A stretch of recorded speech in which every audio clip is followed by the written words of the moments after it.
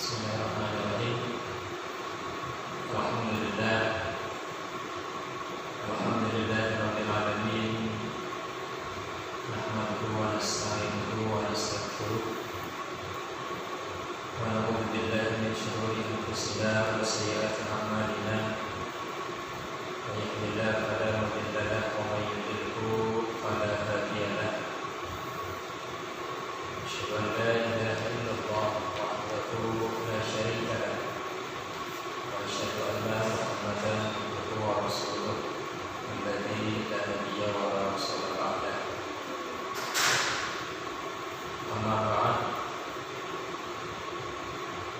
Puji serta syukur senantiasa kita panjatkan kehadirat Allah Subhanahu wa taala atas segala karunia dan nikmat yang senantiasa tercurah dan terlimpahkan kepada kita. Alhamdulillah, di kesempatan pada malam hari ini bersama-sama kita hadir duduk sejenak setelah melaksanakan sholat maghrib berjamaah dalam rangka malam ini. Mudah-mudahan banyak hal baik yang dapat kita dapatkan dari pertemuan kita pada malam hari ini. Assalamualaikum warahmatullahi wabarakatuh. Di kesempatan pada malam hari ini yang sedianya akan saya sampaikan adalah kembali kita melihat keadaan kita dalam berjamaah, berjamiah, terutama dalam konteks abad 21. Berjamaah dan berjamiah kita sudah ada di dalamnya, khususnya dalam jamiah Persatuan Islam. Lalu kita lihat konteksnya, konteks abad 21, karena memang kenyataannya kita sudah berada di abad 21 ini. Yang pertama yang perlu kita lihat bahwa sebagai seorang muslim,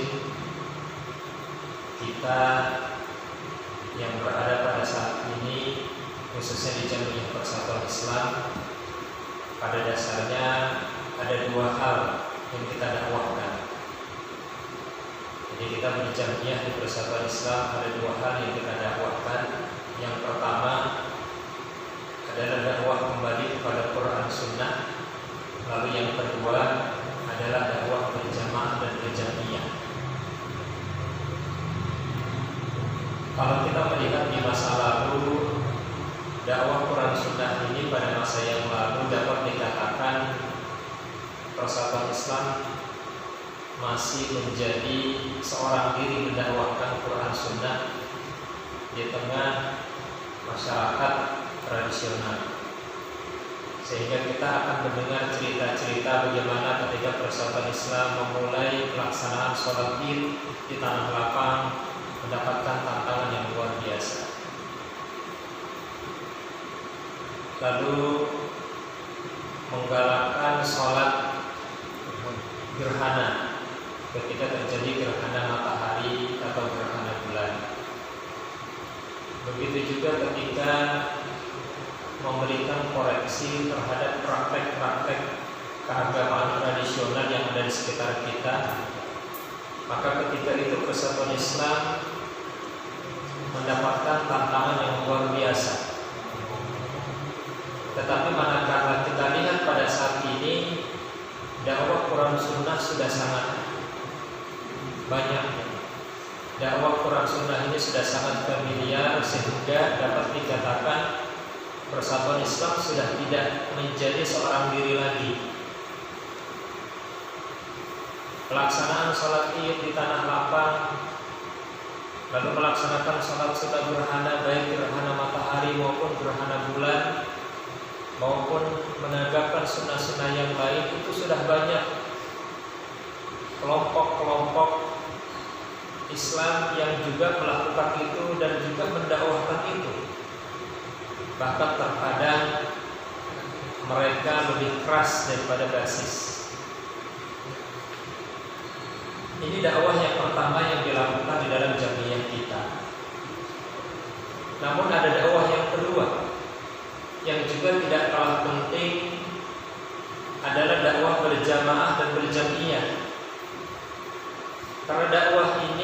bagi kalangan tertentu dianggap ini tidak penting, bahkan dianggap merupakan bagian dari perkara bid'ah. Ketika kita mendakwahkan hidup berjamaah dan berjamaah. Berjamaah dalam artian kita memiliki pimpinan, lalu ada struktur di dalam pimpinan tersebut. Secara khusus di Indonesia, lalu jamiah tersebut terdaftar di pemerintah. Nah, hal-hal seperti ini yang lalu bagi sebagian orang adalah sesuatu yang tidak perlu, bahkan dianggap sebagai perkara bid'ah.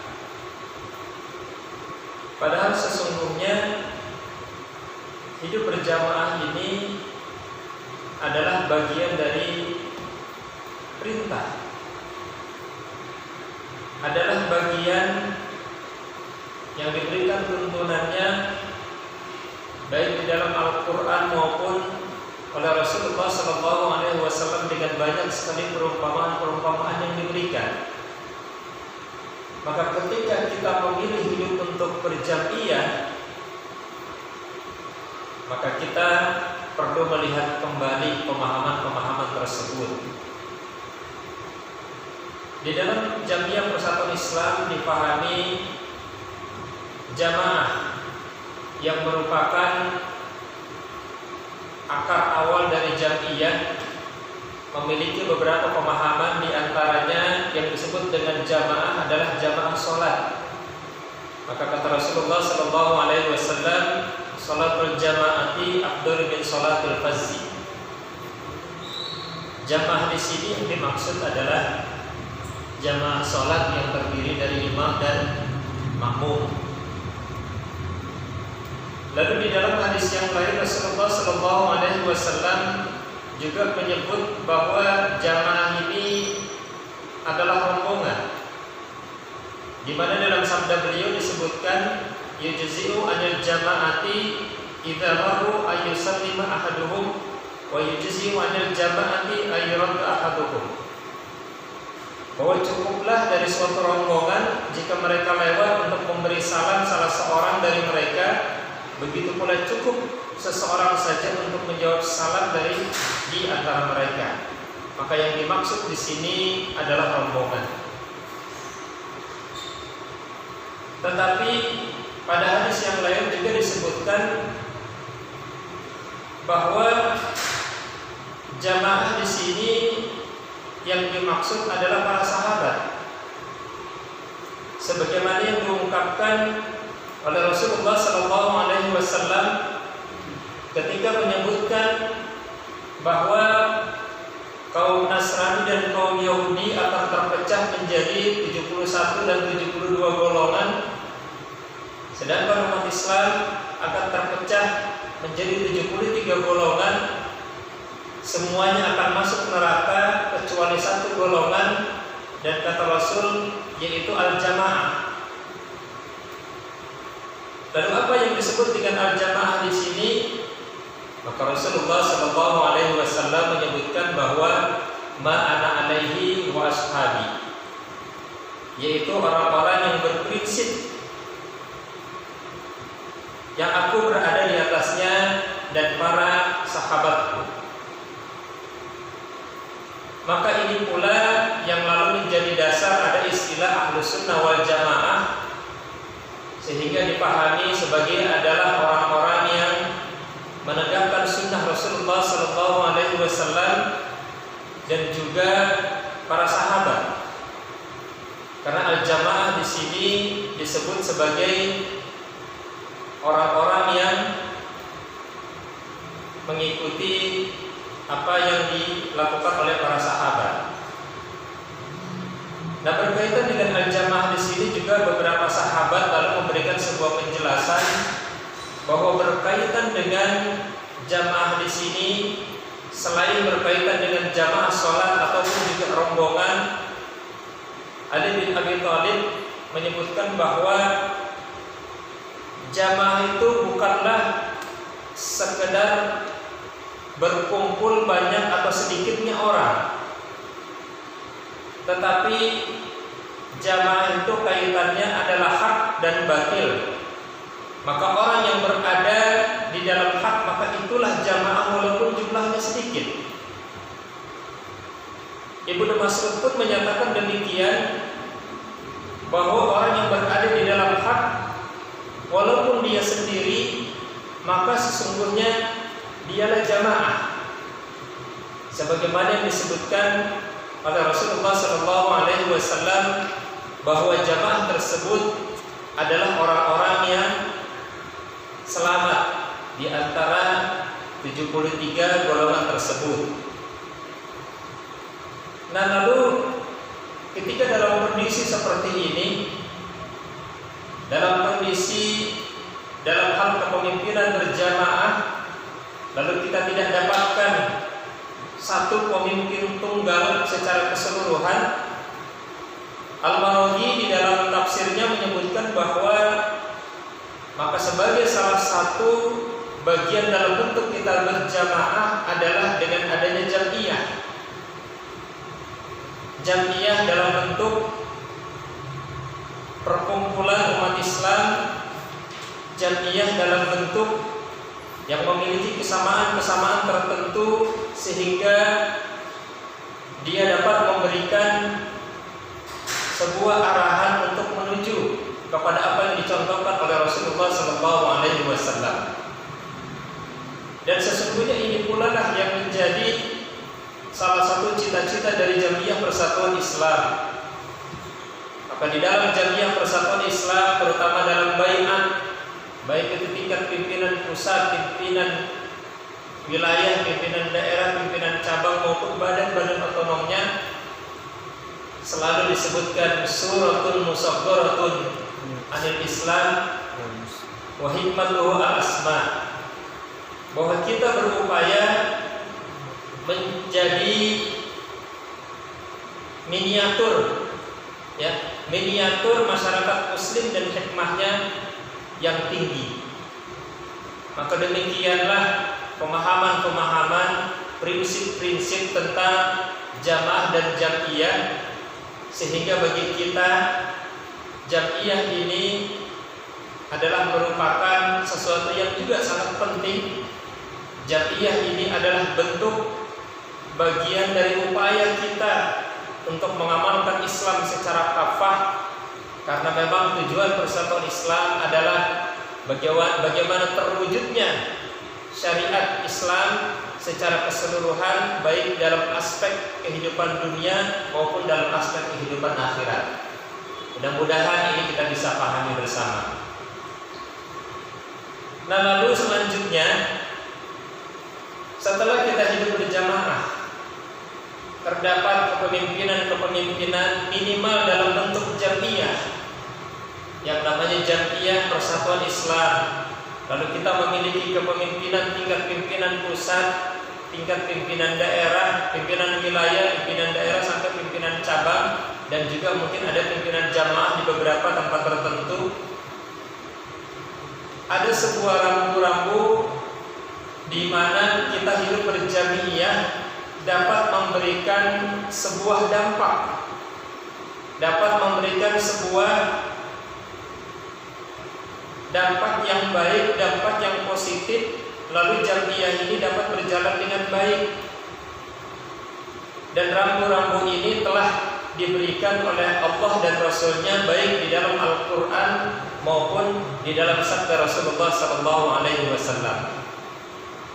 Rambu-rambu ini diberikan 3 gambaran bagaimana kita hidup berjamaah dan berjam'iyah. Yang pertama disebutkan oleh Allah Subhanahu wa taala, ka'annahum bunyanun marsus. Kita berjam'iyah itu seperti bangunan yang rapat dan kokoh. Kalau tidak salah ini surat As-Saff ayat 4 ya. Ayat ini konteksnya diawali dengan innallaha yuhibbul ladzina yuqatiluna fi sabilihi shaffan ka'annahum bunyanun marsus. Konteksnya di sini adalah jihad. konteksnya di sini adalah perang. Tetapi ada sebuah gambaran di sini, ada sebuah spirit yang diberikan kepada kita bahwa semangat jihad seperti ini harus terus dikembangkan.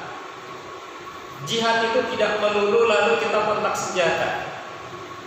Jihad tidak melulu lalu kita melakukan pertempuran di medan perang. Bukankah di dalam Jamiah Persatuan Islam tidak mengenal periode yang disebut adalah masa jihad?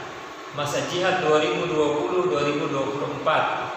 Kalau di Jamiah Persatuan Islam istilahnya seperti itu. Kenapa? Karena spiritnya adalah ka'annahum bunyanun marsus, seperti bangunan yang kokoh. Al-Ustaz Aceng Zakaria di dalam buku beliau di sini Petunjuk Hidup Berjamaah, marsus ini dari kata ar-rasas kata beliau, dan ar-rasas ini artinya timah. Marsus berarti yang dipatri, tidak terdapat kebocoran. Maka jika kita melihat perumpamaan yang disampaikan di sini bahwa hidup berjamiah itu adalah seperti bangunan yang ditimah, yang disambungkan dengan timah. Bapak pernah lihat dalamnya radio atau dalamnya TV atau komputer itu beberapa elemen yang di dalam itu digabungkan menggunakan timah, sehingga ada keterikatan di sana. Lalu beliau memberikan penjelasan bahwa yang dimaksud dengan ka'annahum bunyanun marsus di sini ini kaitannya dengan pemberian komando dan ketaatan unsur-unsur yang ada di bawahnya. Maka hidup berjamiah itu sama dengan sami'na wa ata'na, sama dengan ketaatan unsur yang di bawah lalu mengikuti petunjuk dari para pimpinan yang di atas. Ka'annahum bunyanun marsus. Jadi bunyanun marsus itu bukan bangunan seperti ini, tapi seperti elemen-elemen yang ada di dalam alat-alat elektronik yang digabungkan dengan timah yang dipatri. Atau mungkin kalau seperti bangunan-bangunan terbuat dari besi itu dilas, disambung, sehingga memang ada keterikatan yang luar biasa. Nah, inilah yang harus dilakukan di dalam berjamiah, bahwa ketika ada instruksi, ada perintah-perintah dari unsur pimpinan, maka kita selaku bagian yang ada di bawahnya atau sebagai anggota, kita sami'na wa ata'na, kita laksanakan itu. Karena para pimpinan ini adalah orang-orang yang nanti akan dimintakan pertanggungjawaban oleh Allah Subhanahu wa taala di akhirat kelak terhadap kepemimpinan mereka. Sering terjadi jamiah berjalan, pemimpinnya berkata A, lalu anggotanya maunya B. Nah, kalau seperti itu jamiah tidak akan jalan. Tingkat pimpinan paling pusat berkata A, lalu pimpinan di bawahnya itu berkata B, itu juga jamiah tidak akan jalan. Jamiah baru akan bisa menjalankan, bisa berjalan sebagaimana mestinya, lalu mendapatkan hasil yang terbaik manakala ka'annahum bunyanun marsus. Ini kata Allah Subhanahu wa taala. Di Jamiah Persatuan Islam kita memiliki ketua umum, maka beliau adalah pimpinan tertinggi kita. Lalu berkaitan dengan agama, kita punya dewan hisbah. Segala macam sesuatu dibahas di sana, dan ini tidak menjadi fatwa pribadi, tetapi menjadi keputusan sidang, menjadi keputusan jamiah, sehingga siapapun yang lalu menjadi anggota ataupun pimpinan di bawahnya untuk kelangsungan jamiah tersebut, maka melaksanakan keputusan-keputusan jamiah itu. Ka'annahum bunyanun marsus, kata Allah Subhanahu wa taala. Maka ini gambaran yang pertama. Lalu yang kedua, gambaran hidup berjamiah itu sebagaimana sabda Rasulullah sallallahu alaihi wasallam yang diriwayatkan oleh Imam Muslim, kal bunyani yashuddu ba'duha ba'da. Bagaikan satu bangunan yang satu sama lain saling mendukung dan menguatkan. Jadi ini beda ya Pak ya. Kalau yang tadi bunyanun marsus, ini kal bunyani yashuddu ba'duha ba'da. Kalau yang pertama kaitannya dengan sistem, kaitannya dengan perintah, kaitannya dengan pelaksanaan yang dilakukan di bawah, maka pada bagian yang kedua ini jamiyah dengan diistilahkan sebagai bangunan yang saling menguatkan satu sama lain, menunjukkan bahwa seluruh elemen-elemen yang ada di dalam jamiyah itu harus diakui memiliki kelebihan dan kekurangan, dan mereka akan melakukan, memposisikan diri sesuai dengan fungsinya. Maka pada bagian yang kedua ini kita bisa melihat seperti bangunan yang kita tempati saat ini. Masing-masing punya peran. Yang paling bawah ada lantai, ada pondasi, memiliki fungsi yang penting. Lalu ada tiang, juga memiliki fungsi yang penting. Lalu ada atap, juga memiliki fungsi yang penting. Ada jendela, ada pintu, semuanya memiliki fungsi yang penting. Dan jamiyah ini hanya bisa berjalan manakala setiap bagian-bagian ini menempati fungsinya dengan baik. Antara lantai dengan atap, mereka punya kapasitas yang berbeda, mereka memiliki fungsi yang berbeda, sehingga jamiyah ini, bangunan ini hanya bisa berjalan dengan baik ya manakala sesuai dengan fungsinya. Atap tidak boleh terlalu berat. Kenapa? Khawatir tiang tidak sanggup untuk menyangga.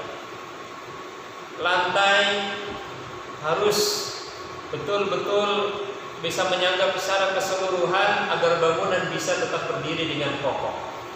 Begitu juga jamiyah. Di jamiyah itu ada pimpinan pusat, ada pimpinan wilayah, ada pimpinan daerah, ada pimpinan cabang. Semuanya memiliki fungsinya masing-masing. Kemarin Ustaz JJ Wakil Ketua Umum lalu menyampaikan juga bahwa belum tentu pimpinan pusat lebih baik daripada pimpinan wilayah. Belum tentu pimpinan wilayah lebih baik daripada pimpinan daerah. Belum tentu pimpinan daerah lebih baik daripada pimpinan cabang. Antara pimpinan pusat sampai ke bawah itu menjalankan fungsinya masing-masing. Lalu di dalam jamiyah ada badan induk persis. Lalu ada badan bagian otonom, ada pemuda, ada pemudi, ada persistri. Ini adalah bagian-bagian dari jamiyah. Lalu ada yang mengurusi bidang pendidikan, ada yang mengurusi bidang dakwah, ada yang mengurusi bidang perwakafan. Bukan satu bidang lalu lebih baik daripada bidang yang lain, tetapi ini menempatkan posisinya pada tempatnya dan satu sama lain saling menguatkan. Sama seperti bangunan yang saat ini kita sedang berada di dalamnya, antara lantai, tiang dan atap saling menguatkan satu sama lain, dan begitulah gambaran jamiyah. Dan yang ketiga, ikhwata iman rahimakumullah, gambaran hidup berjamiyah kata Rasulullah sallallahu alaihi wasallam, taral mu'minina fi tarahumihim wa tawadihim wa ta'atuihim kama khalil jasad iza istaka minhu udhun pada alahu sa'ir jasadihi bisahari wal humah. Kata Rasulullah sallallahu alaihi wasallam, hidup berjamiyah itu seperti anggota tubuh, kal jasad, di mana Rasulullah sallallahu alaihi wasallam menyebutkan bahwa orang mukmin di dalam berjamiyah, dalam rasa kasih sayang, kecintaan serta perasaan halusnya sama seperti satu jasad. Jika salah satu anggota merasa sakit, maka anggota lainnya akan saling memanggil dan tidak tidur dan merasakan demam. Ini gambaran berjamiyah. dimanapun kita berada, ketika kita berjamiah khususnya maupun sebagai seorang mukmin, maka kita seperti satu jasad. Ketika kaki tersandung batu, maka mulut yang akan berbicara aduh, tangan akan langsung mengelus kaki tersebut, padahal yang kesandung adalah kaki. Maka demikianlah gambaran juga dalam hidup berjamiah. Berjamiah artinya ada kasih sayang satu sama lain di antara kita, ada saling perhatian satu sama lain di antara kita. Tidak lalu yang satu kesusahan, yang satu berada dalam keadaan senang. Tidak lalu ada saudaranya yang kesulitan, lalu saudaranya yang lain tidak tahu. Padahal anggota tubuh pada bagian manapun yang sakit tidak perlu dipanggil-panggil, itu langsung secara refleks. Bagian kepala yang terantuk batu, itu kepala tidak perlu memanggil-manggil tangan, langsung terasa, dan yang akan demam adalah seluruh tubuh. Apalagi dalam kondisi seperti sekarang ini, alhamdulillah dengan segala upaya dan segala keterbatasan Jamiah Persatuan Islam melalui beberapa badan-badannya berupaya untuk kepada seluruh anggota Jamiah, kepada seluruh unsur-unsur pimpinan Jamiah diberikan beberapa solusi-solusi, diberikan beberapa alternatif-alternatif. Di antaranya misalkan beberapa waktu yang lalu kami sudah menyampaikan bahwa dari PZU DKI Jakarta, PZU Lajis milik Jamiah, itu dipersilahkan untuk yang memiliki usaha kecil dan menengah UMKM untuk didaftarkan, insya Allah kerjasama antara PZU dengan Basnas itu ada bantuan. Lalu yang berikutnya, belum lama Jamiah juga mendirikan perguruan tinggi, sekolah tinggi agama Islam di Cipayung, Bambu Apus.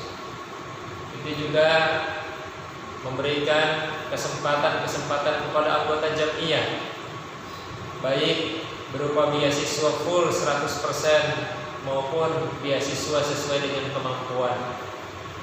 Kita juga menggarap beberapa sekolah-sekolah, beberapa pesantren, beberapa lembaga pendidikan yang juga ini adalah milik Jamiah dan ini adalah untuk kepentingan kita bersama. Maka mudah-mudahan dakwah Jamiah kita akan semakin baik, karena kita yakin betul bahwa sesungguhnya hidup berjamaah adalah bagian dari perintah Allah Subhanahu wa taala. Diberikan sebuah perumpamaan kepada kita bahwa serigala hanya akan memakan domba yang menyendiri. Kita pun demikian. Kita selaku Bani Adam, keturunan Adam, itu sedang diincar oleh iblis, diincar oleh setan untuk disesatkan. Salah satu cara untuk menghindari itu adalah dengan hidup berjamaah dan berjamiah, agar kita mendapatkan bimbingan-bimbingan. Keterbatasan pengetahuan Islam pada diri kita, keterbatasan keilmuan Islam pada diri kita, dengan hidup berjamiah kita akan terbimbing. Kita akan mengikuti orang-orang yang memiliki ilmu yang jauh lebih baik daripada kita. Kita juga bisa belajar lebih jauh kepada mereka.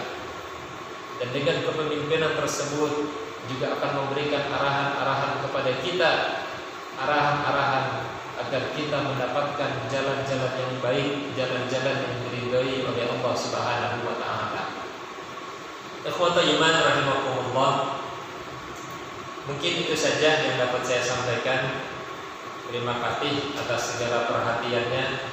Mudah-mudahan dari penyampaian yang singkat ini dapat kita pahami bersama bahwa sesungguhnya dalam kita berislam, dalam kita beriman, kita sudah berupaya untuk melaksanakan perintah-perintah Allah. Kita butuh istiqomah di jalan tersebut. Salah satunya adalah dengan jalan berjamaah dan berjamiah. Dengan jalan tersebut kita bisa menjalani Islam secara berstruktur. Kita tidak menafsirkan sendiri-sendiri, tidak melaksanakan ibadah sendiri-sendiri, tetapi kita dapat menjalankan Islam secara berjamaah dan berjamiah, dan juga insya Allah kita akan mendapatkan ridhaan dari Allah Subhanahu wa taala. Amin amin ya rabbal alamin. Aku qouli hadza wa astaghfirullah li wa lakum. Billahi taufiq wal hidayah. Assalamualaikum warahmatullahi wabarakatuh. Waalaikumsalam.